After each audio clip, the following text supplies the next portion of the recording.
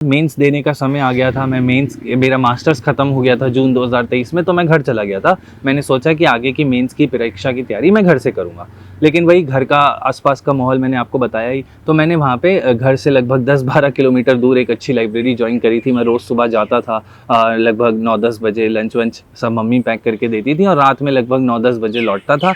आज ऐसा नहीं कह रहा हूँ कि पूरे 12 घंटे लाइब्रेरी में बैठा रहता था, बीच में आधा घंटा बाहर निकल जाता था, चाय पी आता था, राउंड मार आता था, लेकिन स्ट्रगल उस सेंस में थी कि जाना पड़ता था, आना पड़ता था।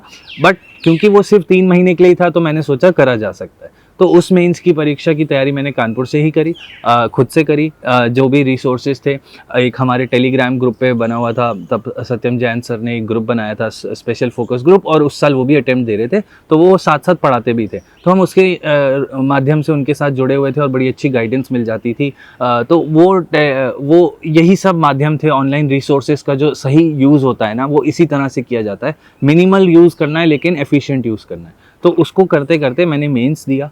अगला वही फिर से वही बात कि पहला मेरा मेंस था, तो डर बहुत था कि क्या होगा क्या नहीं होगा। तो उस दौरान मतलब जब मेरा मेंस ख़त्म हो गया सितंबर में, तो साथ साथ मैं पीएचडी के एंट्रेंसेस की भी तैयारी कर रहा था, क्योंकि मन में वही एक दबाव था कि अपना सिविल सर्विसेज नहीं हो पाया तो क्या।